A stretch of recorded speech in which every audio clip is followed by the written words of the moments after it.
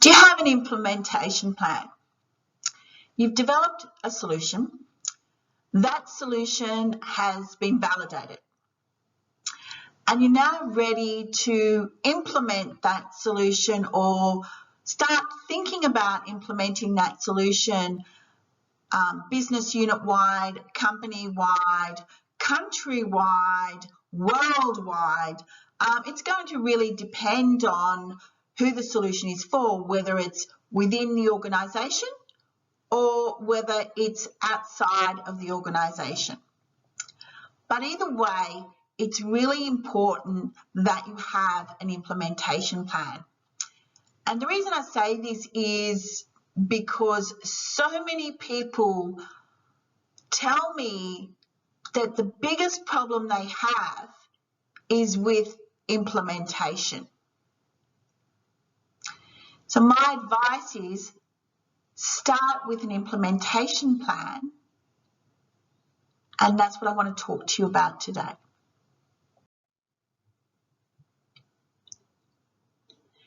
You might be delivering the solution division-wide, company-wide, country-wide, or it could be a solution you are implementing to the marketplace. What an implementation plan does is it breaks down the delivery process into smaller steps. It details the time frame through to implementation, the process of implementation, what resources are needed to undertake the implementation, who will do the different tasks involved in the implementation, and when they will do these tasks, and what needs to be done before each stage. I want to share a story that I heard yesterday from Daniel Flynn, the CEO of ThankYou. I was lucky enough to hear him speak yesterday, and if you ever get this opportunity, my God, this guy is so inspirational. And one of the takeaways from his talk was that the value of an idea lies in its execution. He said, without execution, the idea is worth nothing.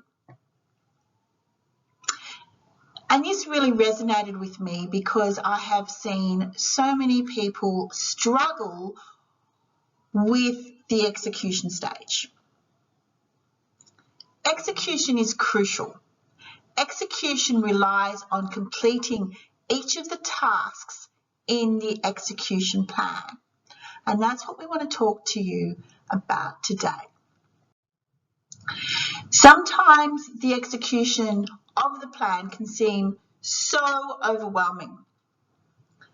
So it's important to keep asking questions when developing an execution plan, and even while you're going through the execution plan.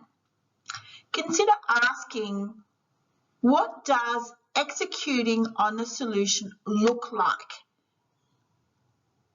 I find it's better to really picture what it's going to look like and then to work backwards. So we also want to ask another question of, what will it take to make the execution a success? And this question undoubtedly will bring out the naysayers, the people that will try and put limitations and derail the execution. I've seen it time and time again. So what you want to do is, when they bring out the naysayers and the black hats, is re-ask the question, so what will it take to make it a success? And keep asking that question to reframe the thinking about the execution. You also want to ask other questions like, how much time will we spend on making the execution a success? And this is going to depend on how important it is to execute on this idea.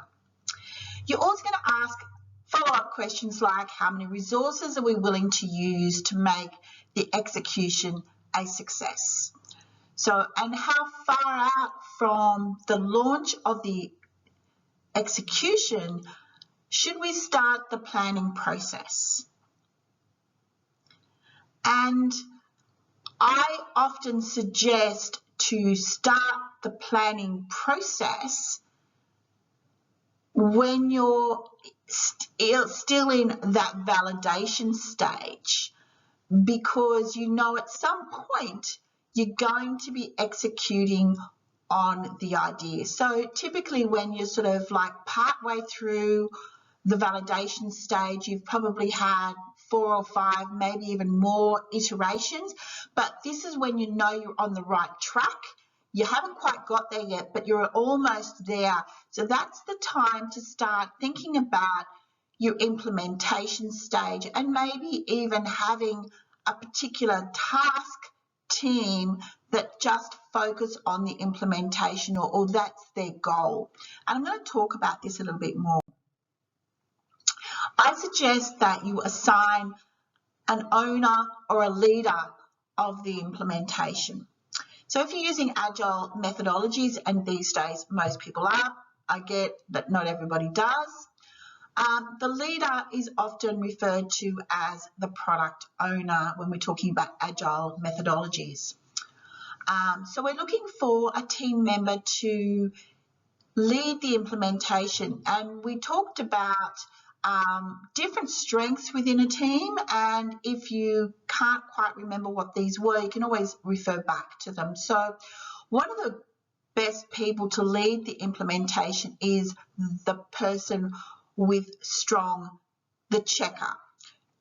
Now this person, you want to have somebody that has some degrees of checking strengths. They don't have to be the person that dominates this, but typically somebody that has this team strength of attention to detail. They follow up. They'll instill a sense of urgency in getting things done. This person is task orientated, and they're valuable at the implementation stage because they're efficient at doing those final checks before we have to get something submitted. This is the person that protects the team from omissions and mistakes that can occur when we're ready to go to implementation. So this person ideally sees the vision, believes in the vision, and will lead and motivate the team through the implementation process. Now, often this person doesn't have a high degree of people skills. Sometimes they do, sometimes they don't. So it's being aware of whether they do or don't. So if this person doesn't, then I would suggest you have a lieutenant or a 2IC, whatever you want to call this person, that is typically the engager. So, you know, that person that we talked about that is relationship orientated. They build people up. They support everybody in the team, and they motivate them. This person's, you know, the great communicator. This person is a relationship orientated, a people first person. And putting these two people together is really going to give you the best chance of success throughout the implementation stage. So when we're going through implementation and developing the implementation plan, you want to set goals and milestones. Again, as I mentioned before, set your target and work backwards. When do you want to launch? And consider what are the pre-launch activities, dates, and goals. You also want to look at what are the milestones that need to be achieved. So you would do this working backwards, looking at the big picture stuff. You also want to know, well, how do I know when I've reached a milestone? And by asking this question, it's going to help you articulate your KPIs for each of the milestones. You're also going going to have to consider each milestone. Is there approvals that are required? What time frame do people within the approval process need before something can be approved? Who needs to approve it, and by when? Another thing to consider, and again, I've seen so many people not do this because they're so focused on success that they forget that things don't always go to plan. And to be honest, I don't think I've ever seen anything go according to plan. Very rarely something does, and it's just reality. And so I always suggest to people, because you want to get your team through happier and faster, is have some contingency plans. And you'll often hear people in the military talk about, well, what's your contingency plan? A, B, C, D, E, etc. You may not have to walk down that particular path, but you at least want to have some contingency plans and identify those key areas where things can go wrong, because this is going to help you mentally get yourself and your team through this quickly and happier. So another thing that I find to do when you're developing the implementation plan is to break your milestones down into activities or tasks. Some people like to call your milestones as strategies and your activities the tangibles or the tactics or the tasks. Any of those words are fine. It's really important that whatever you call them, that you do these things within the journey. So you want to assign people and dates for each of the milestone deliverables. You also want to assign people and dates for the execution of the actions and the tactics. You want to also, again, this is experience, as I mentioned, things never go according to plan. That's okay. Schedule in buffers. Because you might have somebody that needs to approve something, and then all of a sudden something can happen in their life. They get sick, their children get sick, they've all of a sudden had to go out of town, unless you're in lockdown. And there's going to be delays and bumps and hiccups. So you want to schedule buffer zones in for when those things happen. And another thing that I recommend you scheduling in are celebrations. Celebrate each milestone with your team, because it's a people process where you're developing a solution for people to improve their lives, and you've got people that are working through the process together to make this happen. So you want to monitor and evaluate progress, reevaluate KPIs, tasks or milestones if necessary, particularly when things don't go according to plan. Check implementation tasks and the people are assigned to each of these. And remember, it's about the roles, not the person. And celebrate. And help your team and motivate your team so they can move faster through the implementation. And if you need some suggestions with this, just jump into the toolbox. We've got a few there to help you. So in your implementation plan, consider post-implementation and what measures you will use and how successful the implementation was after you've actually implemented. So on a scale from 1 to 10, how successful was the implementation? You want to measure how well the implementation was received by the people that you are serving and the people that you are helping, which is the whole purpose of implementing the solution.